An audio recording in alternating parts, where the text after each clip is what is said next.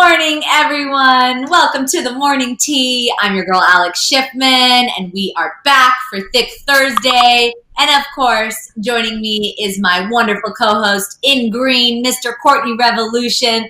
What's going on, Courtney? Happy Thursday. Hi. Happy Thick Thursday, Alex Schiffman. Hey, everybody. I'm Courtney Revolution, and you already know it's the morning tea. Alex, happy Thick Thursday. I know that you haven't teased just yet, but the docket actually is very thick today, y'all. So hope you're hungry. Hope you're hungry. Actually, I am getting a little hungry, but as we know, I know you eat your breakfast before the tea, but I wait until after. I'm a late breakfast eater.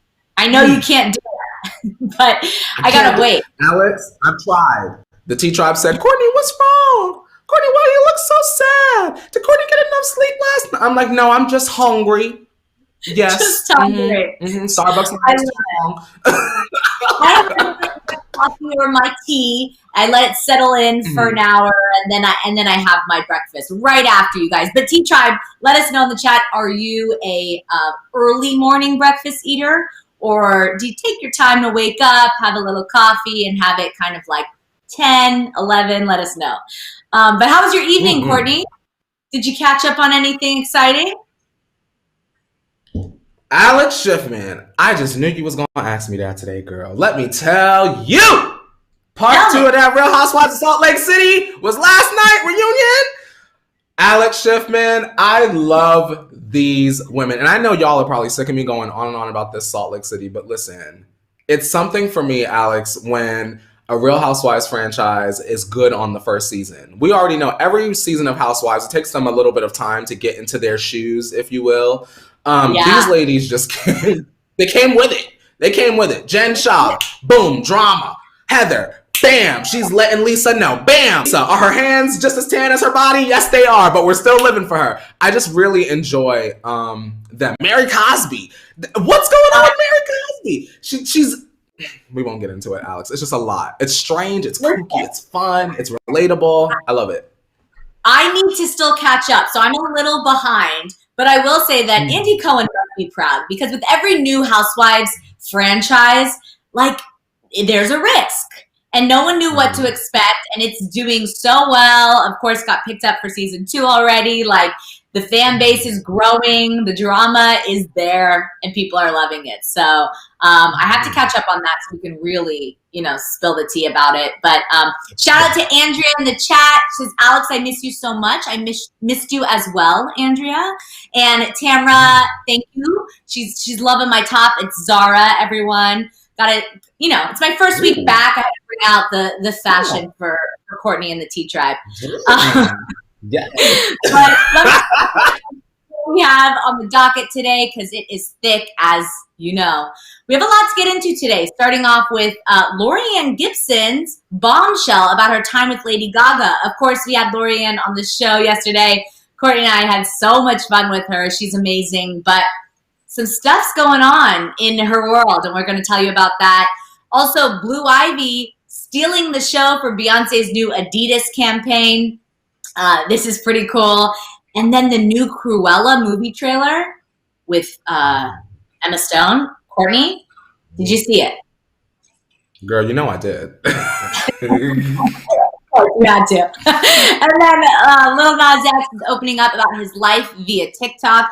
This is some powerful stuff that he put out on TikTok. We're going to tell you about that. We're also talking about a new American K-pop talent search, like a American Idol, but for a K-pop group. Pretty cool. We'll tell you about this new show. And then Ed Sheeran teases his next album. By the way, happy birthday to Ed Sheeran. He turns 30 today and announced his next album. We'll tell you about that. And then Haim is confirmed to be working with Taylor Swift on a remix. Courtney, did you see that teaser? Are you excited? Well, we'll save it for blood is tingling, girl. And then behind the Kar Jenner gates, we're talking about the backlash Kendall received after announcing her new tequila brand. And then Kanye West's anxiety is through the roof with the divorce. Understandably, a lot going on in that family. And then Kim gives some good advice to Tristan in a new teaser for the upcoming season of Keeping Up with the Kardashians. This is some big news. We have an exclusive clip from the season, and Kim, of course, we know, wasn't a huge fan of Tristan for a long time. They've kind of bridged that gap, but this is some big news, so we'll tell you about that. And then finally, our OMT story of the day. Some sad news. We're talking about Demi Lovato's new documentary and the revelations that she gave us all regarding her 2018 overdose, which is very shocking. Stick around for that because that is our OMT, and we have a lot to talk about. So, Courtney, you have that hot water? You ready to pour it up and spill this tea?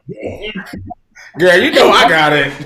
The tea is very hot today, so we gonna spill it. It's hot. Ooh, hot. Yeah. Cheers. All right, girl. Cheers. Woo. Bam. Mm-hmm. All right. Hello, Alana in the chat. Oh, Selena's saying, I love Courtney, love my tea. Alexa, thank you. So sweet. All right, let's get into it. If you're new here, we kick it off with You Missed It. These are all the stories you may have missed overnight. But don't worry, Courtney and I handle all the trending tea for you. First up, we're talking about Lorianne Gibson, who had a very busy day yesterday while doing press for her new book, Dance Your Dance. Lorianne spoke to Page Six about her time working with Lady Gaga and the disastrous way it ended. So she told Page Six about how Gaga's team wanted her to join exclusively to the star, saying, quote, at that point, I was fully immersed into continuing to build what was now a #1 iconic brand. And then to be able to collaborate with the greatest model on earth, I was extending my creativity for far past music. That version of me was euphorically happy and the beginning of me really understanding my creative ability and how it would impact pop culture. However, as she details in her book, that relationship would eventually sour. So in 2011, Lorianne Gibson and Lady Gaga parted ways. And now we're all hearing about what went down from Lorianne. She wrote, quote, I'm convinced the falling out between Lady Gaga and me wasn't about the two of us at all. Instead, some of the people around her thought I shouldn't be working with other artists. They thought that I was taking too much spotlight, even though I didn't want her spotlight. Just as I realized this chatter was happening, Gaga fired me in an email. I'm not even sure she wrote it herself. Lorianne was such a crucial part of Gaga's, rise to stardom. It's difficult to hear how her team allegedly treated the creative director. So what do you think of this falling out, Courtney and T-Tribe? I think it's unfortunate because Lorianne Gibson is so good, and as we've seen yesterday, she's such a light, which by the way, we pulled that interview as its own story. So if you want to go and check that out, it's on the channel. But this kind of stuff does happen in entertainment, but it doesn't make it right. Stuff like this has even happened to me, Alex, but at the end of the day, I think Lorianne Gibson would agree, you always have to know what you bring to the table, right? Things like that don't exactly rattle me because I know that I'll always be good and I know what I'm good at. So if other people can't see that or are committed to not seeing that, then you just take those talents elsewhere. And that's exactly what Lorianne Gibson did. Obviously, she's done so much since then and enough to fill up the pages of a book and come on the morning tea. Right. So shout out to Lorianne. Maybe they'll patch things up. I mean, it's truly what the book speaks to about dancing your dance. And unfortunately, that dance was finished at that team. And, like you said, this happens in the industry all the time. It's not necessarily surprising if this is true. And of course, you can't really, when you're a new artist like Lady Gaga was, she was coming up and you have a team around you, sometimes there's a lot of things that happen that are out of your control, whether you agree with it or not. So, I don't necessarily blame Lady Gaga, as Lorianne said. She doesn't even know if she wrote the email herself. But I do understand a team feeling maybe threatened, or this happens often. But like you said, Lorianne picked herself back up and moved on to build other artists and continue to dance her dance, as everyone should, because the talent always speaks for itself, as we know that, and so it doesn't matter. Mhm. You know what I wonder, Alex, before we move on? I wonder, let's say Lady Gaga didn't write that email, right? Mm-hmm. There was no point after Let's Play a Love Game that she was like, where's my good Judy with the boomcats? Like when she showed up to do whatever the next single was, she showed up to the rehearsal in the gym or wherever she was. She wasn't like, well, where's Lorianne? Like what? Like if the team did that, how do you explain that to her? You know? Yeah. No, that's a very good point. She may have. It'll be interesting to see if Lady Gaga comes out with a response to that, or Mhm. if there's any conversation from her. But I don't know. I mean, it's very unfortunate. You know, as we learned yesterday, Lorianne has very good relationships with other artists she worked with for many, many years, has continued to kind of salvage that. And unfortunately, this went sour. So it's disheartening to hear because I know, you know, of course they were a good team. They created beautiful art and visions together. So maybe in the future, you know, never say never. Maybe they'll get to a place where they kind of talk it out and continue to collaborate because that's what it's It all was about. good. It was good. It was good. Mm-hmm. Yeah, it was good. All right. Speaking of good, something else that's good that came out is Blue Ivy is the standout star of Beyonce's latest campaign for her Icy Park collection for Ivy Park and Adidas. Beyonce released a new trailer for the fashion drop yesterday, featuring models such as Hailey Bieber, Cash Page, and Shy Gray, all rocking the new clothes. Stealing the show is Beyonce's daughter, Blue Ivy, you see her right there, who brings a playful energy to the otherwise stoic video. According to Blue's grandmother, Tina Lawson, the 9-year-old wasn't even supposed to be in the campaign to begin with. Posting to her Instagram, Tina wrote, quote, "My beautiful grandbaby, Blue Ivy, looking like a little supermodel in her Ivy Park.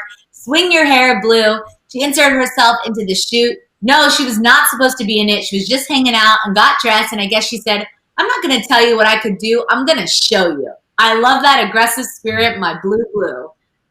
So cute.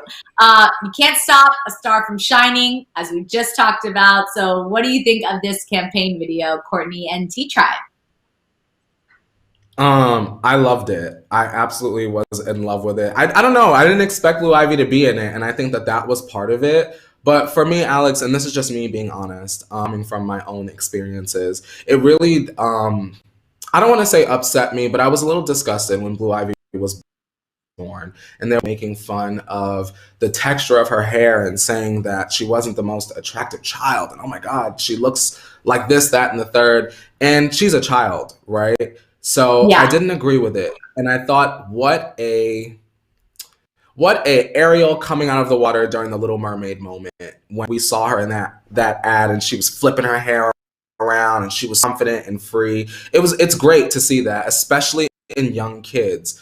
And I never want kids to lose that, you know. So it was great to see her, and I want to see her do more under the umbrella of Beyonce things, because it kind of shows kids that you can grow up to be an icon, a legend. You could be like Blue Ivy, JoJo Siwa, what have you. You know? Yeah, I mean, she is the product of two huge, you know, superstars. So it's not surprising that she also has that in her. It brings me back to when I was little and just, you know, wanted to perform everywhere and anywhere, you know, shut down the living room and sing or dance.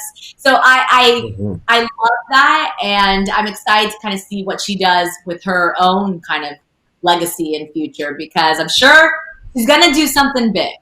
You know, can't have a name Ivy and not sit back.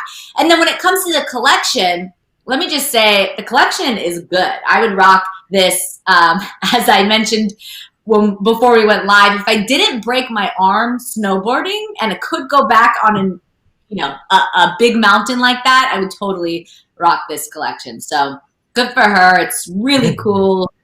Good stuff. I like it. Shout Let out to us know. Beyonce. I also think it's a cool collection, especially there are pieces that are like gender neutral. So I might pick myself up a little hat or some sneakers or something, you know. Exactly.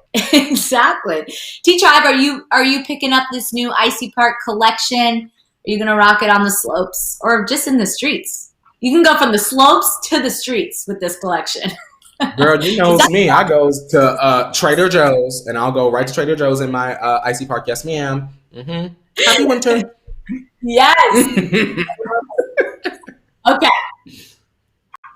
Get excited, but hide your puppies because Disney dropped the trailer for its next live-action film, Cruella, yesterday, and fans are going wild. Starring Emma Stone as Cruella de Vil, the film will be an origin story from the iconic Disney villain, showing the early days of Cruella's rise in the fashion world. It tracks how Cruella went from a young grifter named Estella to the top of the couture world.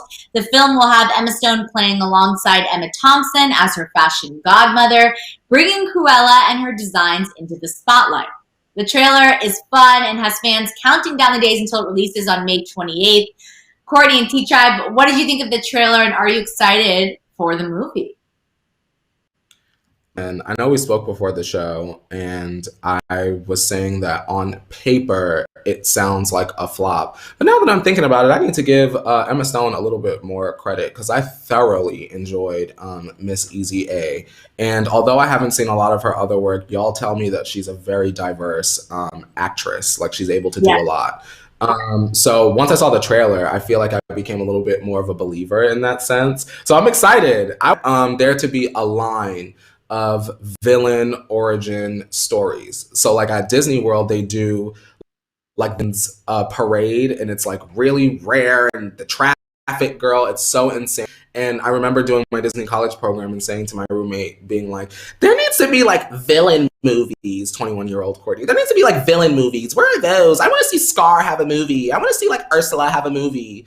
And now here we are. So good job, Disney. Maybe you're listening in my apartment, but hopefully y'all make some money. I mean, this trailer is iconic. If you haven't seen it, there's a part where she like literally blows up in fire and becomes Cruella. It's amazing. When I first think of Cruella, Emma Stone is not the first actress that comes to mind. It could be because I grew up with Glenn Close as Cruella, and she was so iconic playing her. Emma Stone is beautiful, but she has like kind of a baby face. And when you think of Cruella, I don't know. It didn't make sense. But seeing her in the costume, watching the trailer, I'm excited. I'm ready for it. It comes out May 28th. It's going to be good. And I also like kind of the backstory when you learn more, like you said, about the villain and kind of the fashion aspect of it to like, didn't even know that happened, So we got some new stories, so it's cool. If it's good, Alex, the way that I'm thinking, I would want it to be a series if Emma Stone wants that coin. Not a long one. It doesn't need to be like a 3-seasoner, but I think if it's good, like we think it's going to be good, I think we could squeeze 12 episodes out of that. Yeah, I think so too. I mean, Disney always surprises us. And we know that if it does well, it'll go straight to Disney Plus. There'll be a series, there'll be the merch, they'll do it all. So I'm ready for it. Are you excited, T-Tribe? Do you see Emma Stone as Cruella? Are you going to watch this? Let's see. Okay, but I could not wait for this Cruella movie. Andrea is saying, like, give me that movie. I know it's going to be good, like the origin stories, like Magnificent. And, McCole's saying, I need my Hallie Little Mermaid, right? I need it. I'm ready for that movie. Shout out to Chloe and Hallie, because Hallie is out there doing it. She's filming the film in London right now, and they're separated. So shout out to sisters that are separated, and shout out to Hallie, because there's no doubt in my mind that film is going to be 10 out of 10. No trailer needed. They're going to get my coin. We're going to support that young lady. Yes, ma'am. Yeah, I hear you. All right, well, let's move on to kind of some more difficult news as Lil Nas X opened up yesterday to his fans about his rise to fame and the struggles he's had along the way. This was very surprising to me. I didn't know much of this about him. Posting to his TikTok page, Lil Nas released a 4-part mini documentary that shows how he got to where he is today. the first member of his family to go to college.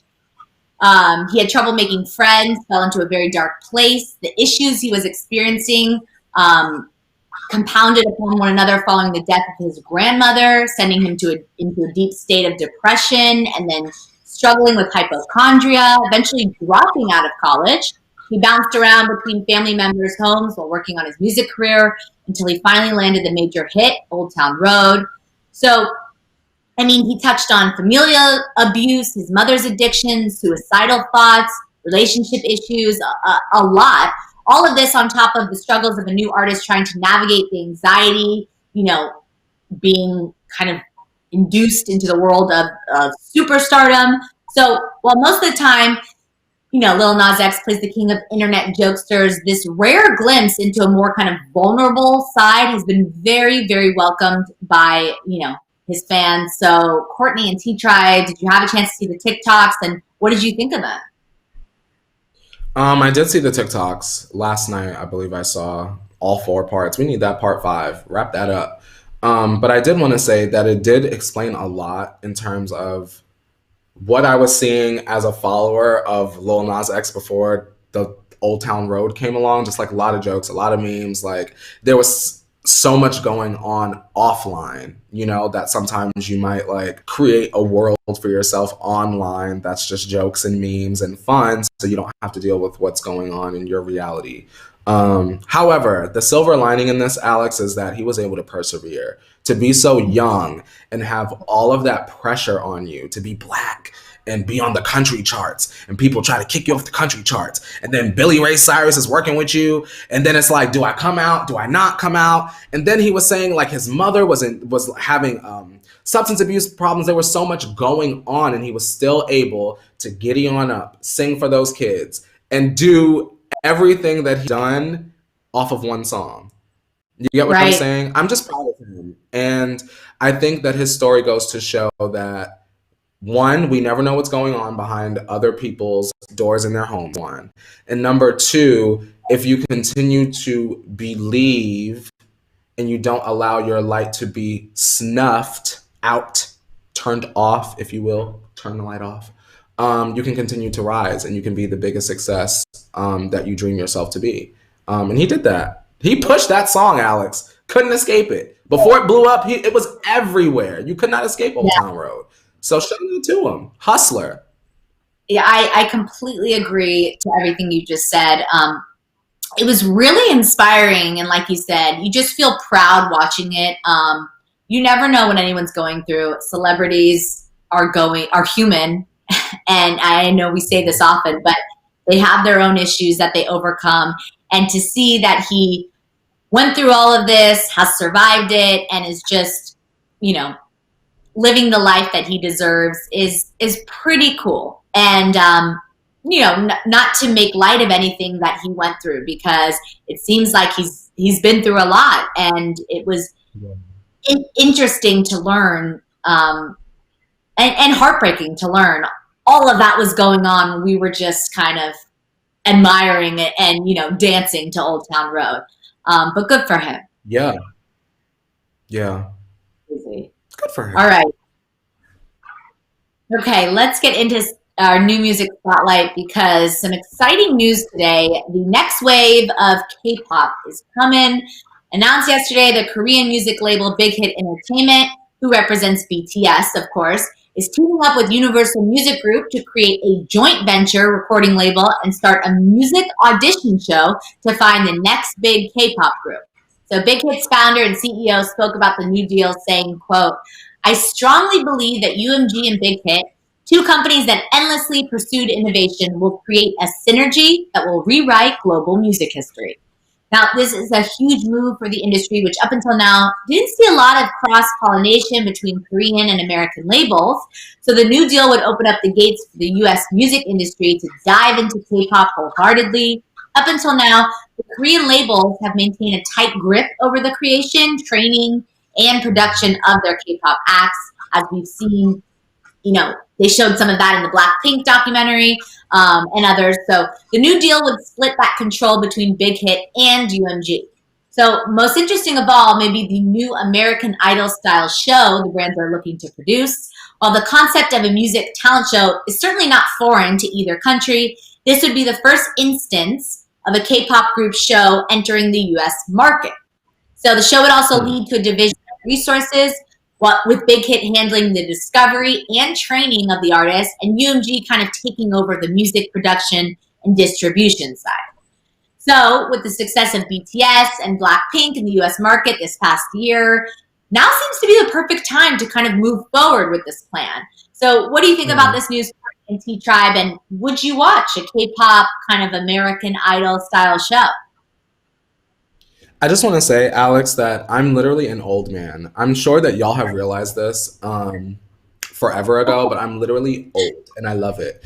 Let me tell you why, Alex Schiffman. So literally the other day I tweeted, like days ago, y'all can literally still find this tweet. I tweeted like, man, we haven't had an American boy band that's had like impact. Like we've had like little boy bands here and there. But like as far as like NSYNC, Backstreet Boys type impact, like we haven't had that in a while. But girl, I was thinking in the millennium, like Y2K years, and K-pop is the wave now. So why not give audiences the ability or the chance to make them feel like they're choosing the next BTS or the next Blackpink or whatever, the next big K-pop group? I think it makes sense. Also, Alex, something I didn't think about before we just started talking about this. Girl, this is going to shine a spotlight, right, on all of our American songwriters. Girl, you know how many songwriters don't make music for like Carrie Hilson, Beyonce, etc., like all of our artists, but they will write for Blackpink, they will write for Big Bang Sistar, the girl, I'm naming all these old groups that don't exist anymore. They write for those artists. So this will create jobs for them, and that's good. Also, good morning to Mika and Amanda. And yes, the Mika song is finished, but we appreciate you. And shout out to Amanda reminding us to like the video, share the video, and ring that bell. Give us those thumbs up. But yeah, you know, I agree with you. I think that this is the new wave of boy bands or girl groups. You know, there's also those. So they're going to find the next one. These shows do really well for those that, you know, for that fan base. If you're a variety kind of show, American Idol, talent show, The Voice, there is, you know, an avenue for this. So I definitely see it, as we spoke about before we went live, on like a streaming service or something like that. I don't know if it's necessarily going to be on a network. I don't know. What do you think? I want it to be on Netflix. That's where it needs to go. Just because Netflix is kind of widely available to people. I want to say to Mr. Makeshift, good morning, Mr. Makeshift. He's saying we have 4 count, why don't we, in real life, and whoever else has died along the way. And trust me, I'm aware of all of those groups. Believe me. Shout out to Why Don't We. Out of all of those, Why Don't We is probably my favorite. Yeah. But none of them have made an impact. None of them have a Justin Timberlake. None of them have a Brian. None of them even have a Carter in the group. So try again. Meaning the groups. Like, we need something. Even still, right? Even in 98 Degrees. 98 Degrees wasn't an NSYNC, but they still, they moved. They made the girls move, right? Nick Lachey. Hey. We need one. We do. Well, maybe this next show will bring us the one we need. I'm interested I'm interested to learn, which we'll probably never know, how BTS feels about this, or Blackpink. Like, do you think groups are excited?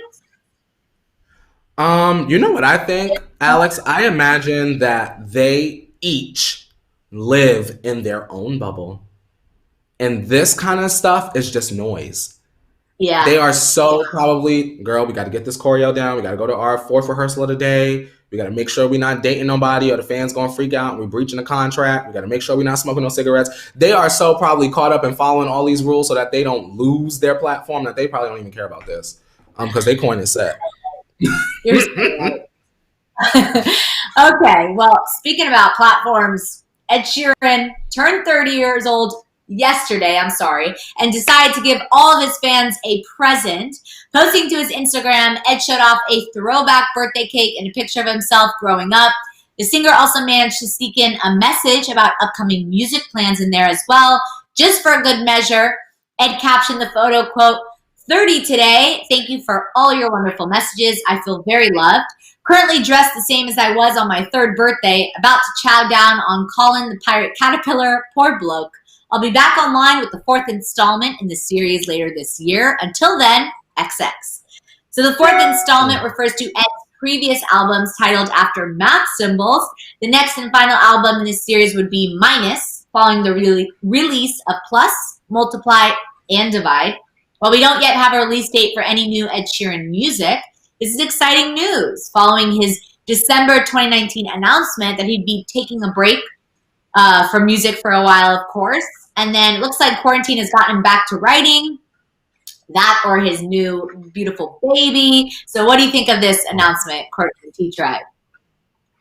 I don't want to know about your new man. She made her feel like an Irishman, but she fell in love with an Englishman. I love Ed Sheeran. I know the internet, for whatever reason, hates him because they're weird.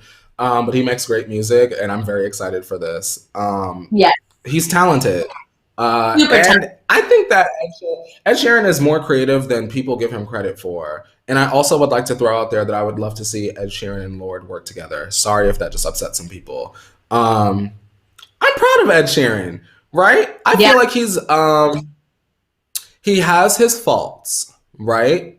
But we can never, and I would never even attempt to take away from the fact that he is just incredibly talented and an artist. Anyone that go up there, Alex, with the crowd of people and start strumming, and he loop the guitar sound, and he go over there and get the kazoo out, and then loop the kazoo sound, girl, and then he give you a clap, clap, clap on the stage and loop that round, girl. That's my kind of gig. You know, that's me.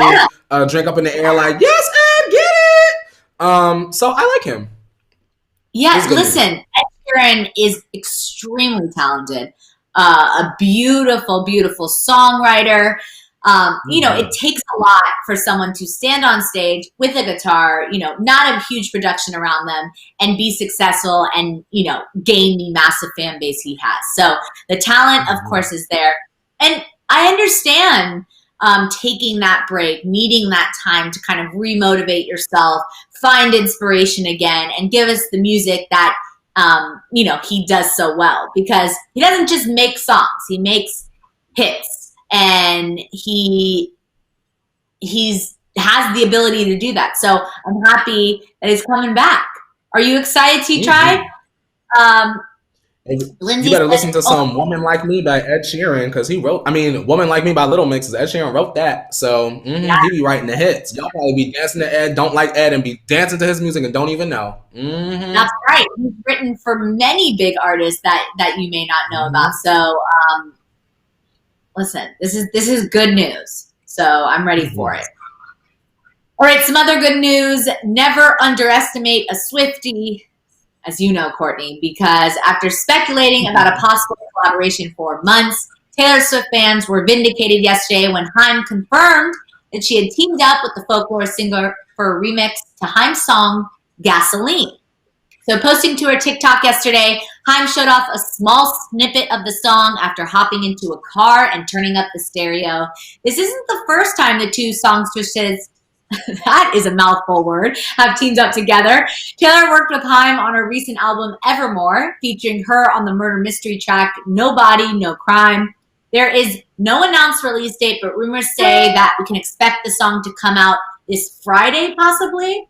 So when do you think we can expect to listen to this new song? Are you excited that it's finally here? And can you say songstresses 3 times fast?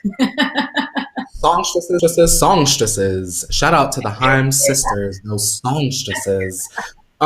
This is exciting. I know that I personally love Nobody, No Crime. Not the biggest Haim fan because I just am unfamiliar with their music like that. But this is making me want to invest and digest this music.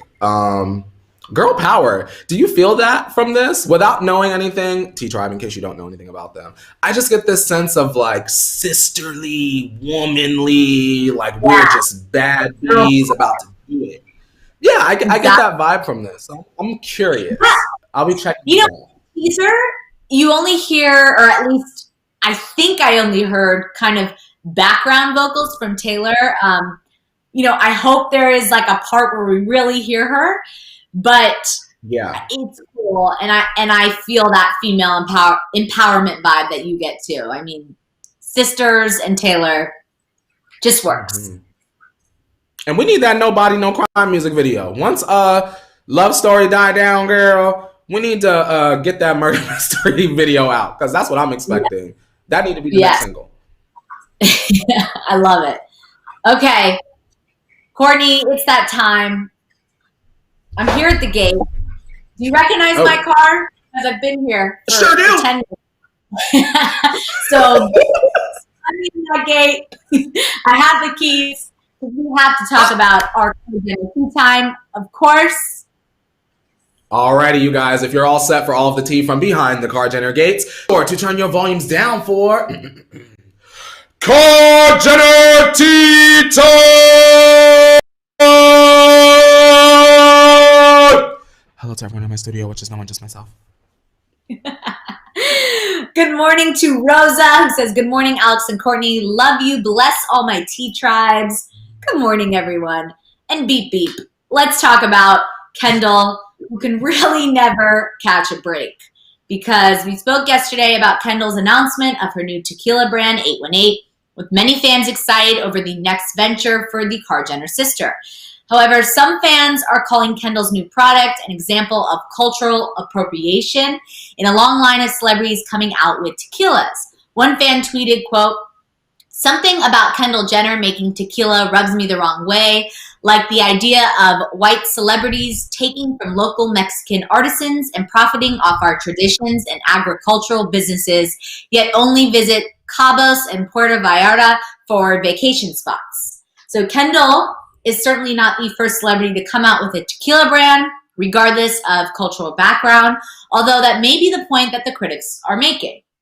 Not all fans are upset about Kendall's new project, however. Some responded to the detractors on social media and defended Kendall, saying, quote, not a huge fan of Kendall, but Nick Jonas, Dwayne Johnson, Rita Ora, and Adam Levine have also made it and continue to make tequila, and no one seems to have a problem with that. P. Diddy and Jay-Z aren't Russian and make millions off of vodka. Y'all just like to pick and choose. So what do you think about the criticism Kendall has received? Do you think she deserves it over this new tequila brand, or what's going on here, Courtney and T-Tribe? Chime in. I am feeling some type of way. I don't really understand why. I'll say this. I guess I'm ignorant to this, right? Because I don't understand exactly how this is cultural appropriation and why we are trying to get Kendall Jenner of all people. I feel like she's kind of like the Kar Jenner that minds her business for the most part, outside of Pepsi. But why are we dragging her for this? Like you said, Alex, if Diddy can have vodka, y'all drinking Ciroc, some of y'all. Other celebrities have tequila lines that I didn't even know about. So I'm like, why are we deciding now it's Kendall Jenner and we have a problem? I don't like it. And to be honest, and feel free to drag me, I'm still going to buy it. I don't understand the problem with it, but I feel like if it's creating jobs for people where they wouldn't have it otherwise, well, yeah, I'm going to give them my coin. You know, right. Am I wrong, teacher? Feel free to let me know if I'm wrong. I don't understand. I feel like if it's all these other people out here, who cares? Nikki got mixed Moscato and y'all bet not say nothing about her. So why are y'all dragging Kendall Jenner all of a sudden? Kenny with the good leg. I don't get it. Right. Yeah. Like I hear the criticism. I understand. Again, it's not necessarily, my choice to get this, but I also feel that it either has to be for everyone or, you can't choose who gets the criticism. So, and I think that's something that unfortunately the Kar Jenner family deals with often. It's easier because they're in the headlines all the time to kind of make these critiques. But yeah, I shout out Tal is saying they're only coming for her because she's a Jenner. And to be honest, Tal, that's kind of like that's how I feel. I feel like if that were the case, girl, Diddy would have never got out the gate with like, you know what I mean? Like, how many parties, gatherings, get-togethers, brunch have you been to and you've seen us at rock bottles and it was like nothing? You know what I mean? Right. Before endorsing, it was an issue. I just don't understand what the issue is. Y'all just decide that tequila is the one. Right. And you know, before celebrities making their own products, there was also celebrity endorsements. There's still celebrity endorsements that happened way before this. So I just like, I don't want to seem insensitive, right? Because there are people that are seriously like, how dare she? Like the tweet you're talking about, I saw it on my timeline and I was like, oh, I know this is gonna be on the docket tomorrow. Y'all, if I'm being insensitive, apologies. But I don't understand why we're choosing that one. When he over there, she over there, she over there. Y'all not gonna stop playing Maroon 5?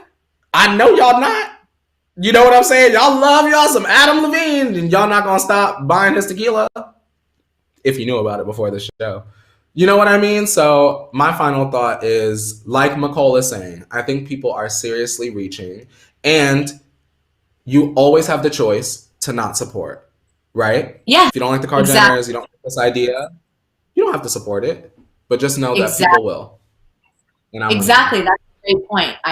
You know, if you feel a certain type of way, you always have the choice to not support this. And that's that. All right, let's move on to some other tough news. As the inevitable divorce of Kim Kardashian and Kanye West draws ever nearer, sources are revealing what the impact of the separation is doing to Kanye. Speaking to People magazine, sources say that Kanye is struggling as the reality of the situation starts to set in for the rapper. Sources said, quote, Kanye is not doing well. He is anxious and very sad. He knows that the marriage is over and there's nothing that can be done right now. He also knows what he is losing in Kim. After a year of major shakeups, this seems to be icing on the cake for Kanye. While there aren't any reports about Kanye's mental health or how the divorce has been affecting the struggles he's had with it, the amount of stress that he is feeling over the split must be overwhelming. By all accounts, both Kim and Kanye want this divorce to be as clean and fair as possible. Sources have also revealed that Kim wants Kanye to remain a major part of their children's lives. The sources said, quote, Kim has made it clear that Kanye can talk to his children anytime he wants. She has never threatened to keep him from the kids. She only requires that he is not going to damage them. Kanye can FaceTime the kids anytime he wants. He hasn't been great about that, but everyone is encouraging him to do it. Kim doesn't want to hurt him. She just knows that she can't be married to him anymore. He is very aware that she has been a good wife. He still loves her very much, but he understands. So how much longer can the Jenners go without actually addressing this head on in the public, do you think? Rather than through, you know, some sources to the media. What do you think about all of this, Courtney and T-Tribe? All right. I'm sorry that Kanye West has anxiety. To that, Alex Schiffman, I say, are you anxious enough to go and get help for your mental disorder? Yeah. If not, unfortunately, for this particular story on this particular day, Thick Thursday, I'm unable to really feel for Kanye. And y'all know I will feel for Kanye until I ain't got no nerves left. But on this one, it's like, if your world is falling apart around you, Alex, I'm trying to put myself in Kanye's seat real quick. Let's buckle in. If my world around me is falling apart, right, and it appears, speculation, not confirmation, bam, that everyone is saying, hey, you need to get help. Hey, you need to get help. Hey, you need to get help. What if North is like, hey, daddy, you need to get some help? And you decide to not get help and you realize you're losing it all. Why wouldn't you try to say, well, how about this? I'll try.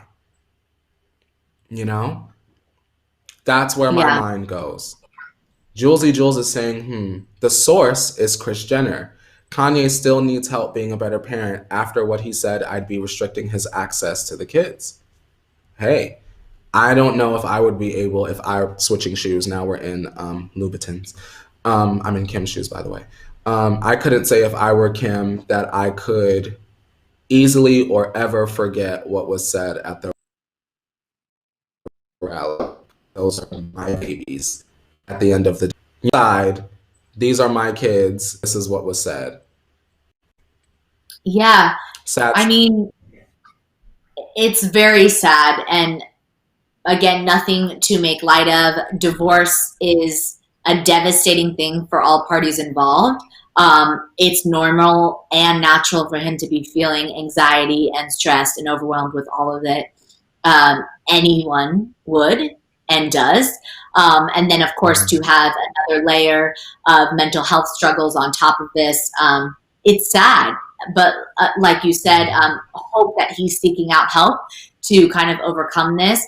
And it's kind of the idea or the saying that, you know, you can't love anyone else until you love yourself kind of mentality. Yes. Where if he's not well, he won't be able to be the best father or a husband, as we've seen, or friend or anything. So you have to take care of yourself, and just hope that he's on the road to that path, because that's really what everyone needs. I feel like from the outside looking in, Alex, Kanye choosing himself in this situation in terms of getting the help that everyone feels that he needs. I think that if Kanye would have chose himself, it would have been the same as choosing his family. And I think that maybe he has those things separated. And it's all, you know what I mean? You have to make sure the foundation is strong in order to take care of the whole building, right? So if the foundation's crumbling, well, Kim said we got to switch buildings. Unfortunate. Very unfortunate. The baby. Okay, well, listen to this next news, because while Khloe and Tristan are very much back together, Kim Kardashian may have been instrumental in making it happen. So in a new clip for the upcoming season of Keeping Up with the Kardashians, Kim and Tristan talk about Khloe's apprehensiveness regarding the co-parents getting back together. Apparently, despite what Khloe spoke to Tristan about at the end of the last season, there was still a lot of work to be done for the two of them to get to where they are today. So Kim told Tristan this, quote, "I don't even think it's to her anymore about getting over the past things that you guys have been through. I think it's just mostly what other people are going to think. I think she's totally fine. Otherwise, she wouldn't be hanging out with you 24/7. So Tristan maintains that he doesn't share the same concerns about the public perception that Khloe seems to. Not surprising, considering, you know, all the things that were his fault, of course. But he does say that he is upset that Khloe is constantly keeping what other people say in her mind and her heart. While a conversation between Kim and Tristan seems fruitful, Kim tells him that he needs to have this conversation with Khloe. Kim says, quote, "Honestly, I just think that you should talk to her. That you should just tell her you don't want to rush her process, but that you don't want to be this like kept secret because she's so embarrassed. Like that makes you sad." So what do you think of this clip? I mean, this is the first time that Kim kind of referred to him as this kept secret, right? That's a little telling what's going on. So what do you think about this, Courtney and T-Tribe? Tristan being the kept secret that everybody knew about, right? Like, yeah. I feel like we knew, even outside of like doing the show, like anyone could like look at the news, or anyone that follows Kar Jenner stuff would be like, oh, well, Khloe's gonna get back together with Tristan. But I understand for the sake of the show, we need to produce some things and make it seem like it's a big deal. I think that Khloe is very valid in keeping Tristan a secret if that's what she's been doing as a viewer, if that's what she's been doing according to the story. I think that he deserves it, and I don't care that he's sad. You know how it, well, I don't know, we don't know, Alex, how it feels to be embarrassed on a worldwide scale, but like, could you imagine being embarrassed on a worldwide scale, and then taking that person back, knowing that there's an Alex and a jerk named Courtney up there calling you a clown every day. Like, you know what I mean? I wouldn't want to show. Why would you be proud to show that off? Right? Like, T-Drive, if you were Chloe, would you be like, I'm back with him? Look at him. Ain't he cute? Right? I don't see myself doing that.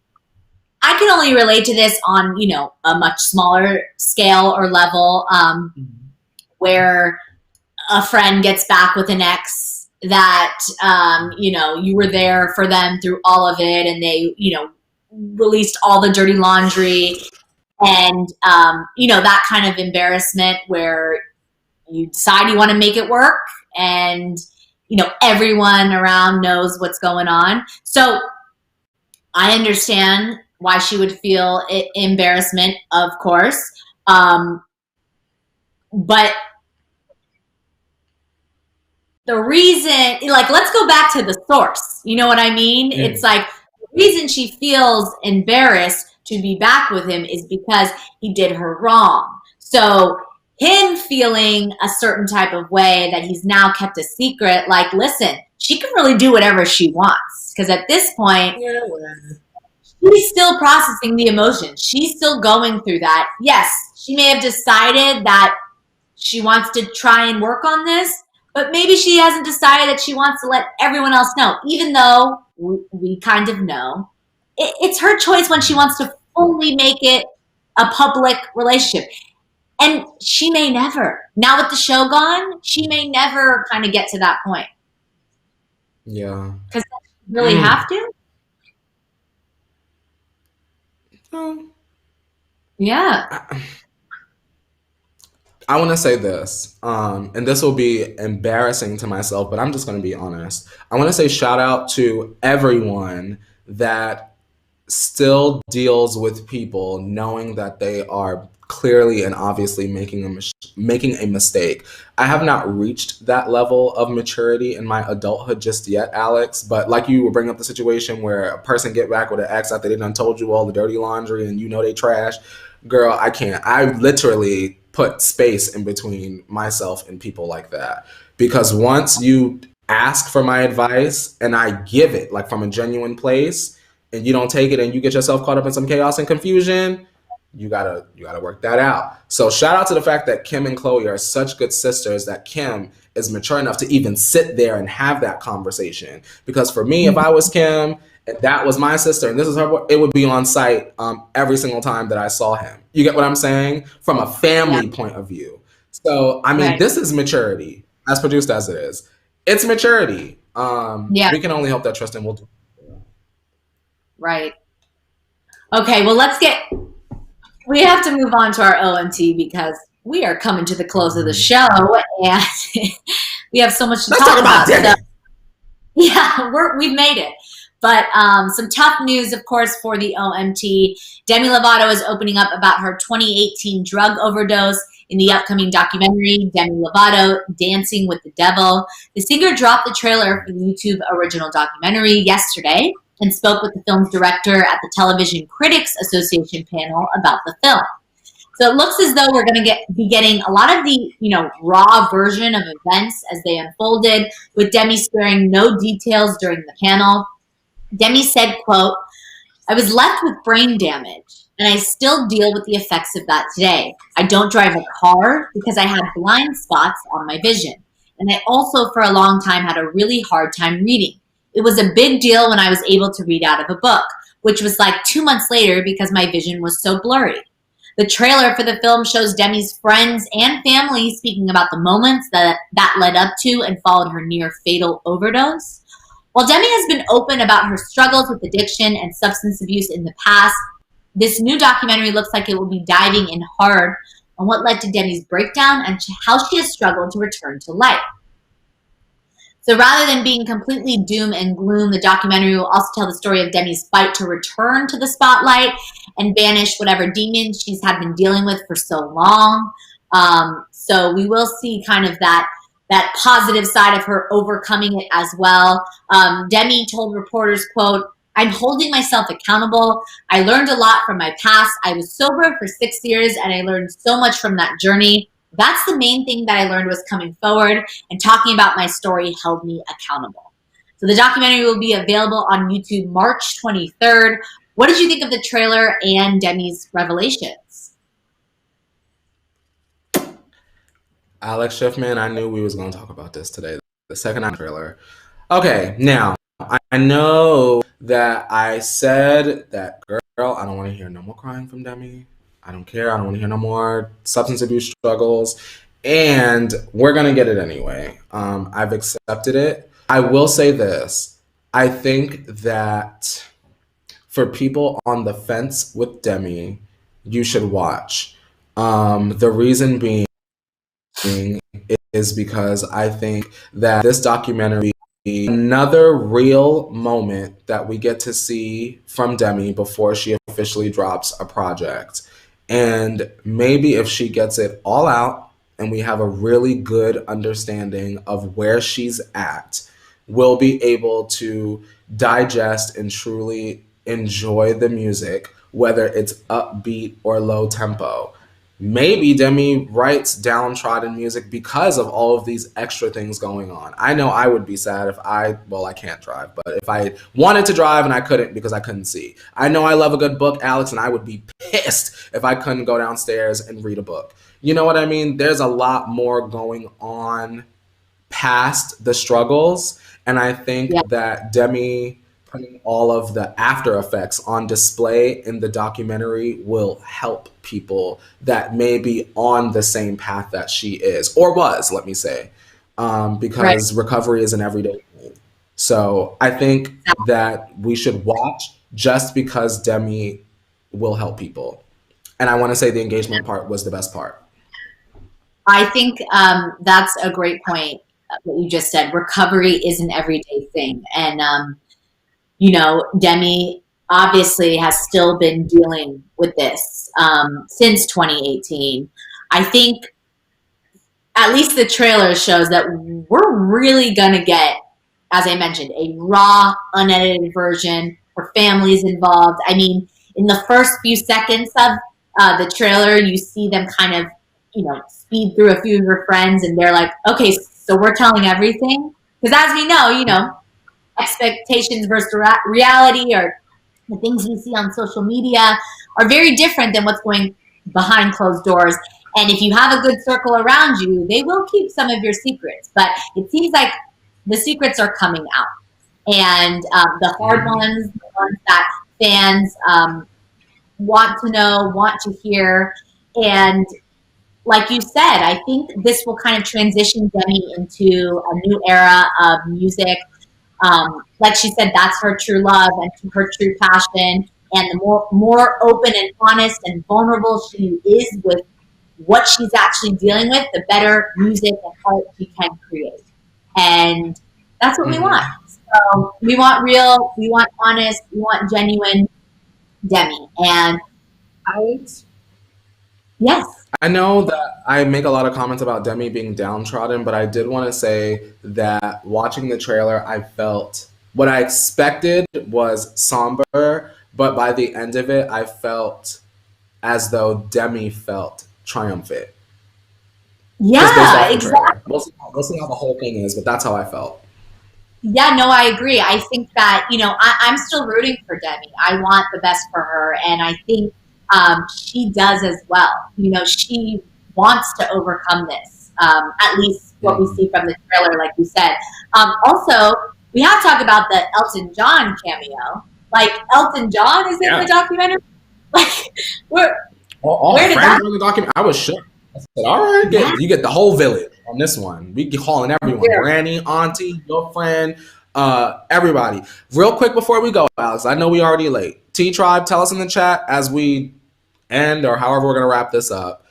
Do you think, and this is not me being messy, it's genuine curiosity, do you think because there was a picture of Barney in this trailer that there will be any mention of Selena Gomez? Good or bad? I'm just curious. What do you guys think? Let us know in the comments. Well, the one that I watched before, I think it was on YouTube as well, or maybe it was Netflix, had a lot of mention of that. Remember we spoke about that before? I don't know. I don't necessarily think that will be in the documentary. Who knows? I mean, it is part of her story. So if we're getting the unedited version, maybe we'll get a little of that. Maybe. Because every relationship, friendship is part of, everyone's journey. So, well, at least we know that she seems to be in a much better place. Like, let's, end on a positive note, although, we're kind of reflecting on the past of this documentary. She has overcome that, and she seems to be in a better place, and that's good. Amazing. All right, T-Tribe, that's all the tea we have to spill today. Don't worry, of course, we'll be back tomorrow to have a little champagne, a little shambong, and spill some tea. If you're new here, make sure you like, comment, subscribe, share all your thoughts in the comments below. And Courtney, where can they find you after the tea? If you want more of me after the tea, all you have to do is just follow me on social media, Instagram, TikTok, Twitter. I have my own podcast that I do with my best friend. Just take my name right there, type it up top. It all comes up. Where can they find you, Shiftman? You can find me on all social media as well, just like my handle at Alex Schiffman. And on that note, time to wash our hands. Everyone stay safe, and we'll see you tomorrow morning. Take it away, Courtney. Alrighty, we'll see you guys tomorrow. 8:30 a.m. Pacific Standard Time, and now it's time to wash your hands, Leo. You better wash your hands. It's in the man. You better wash your hands. Wash your hands. It's in the man. Scrub your hands. Scrub your hands. It's in the man. Scrub your hands. Scrub your hands. It's in the man. Hey, just wash your hands, Miss Ma'am. Just wash your hands.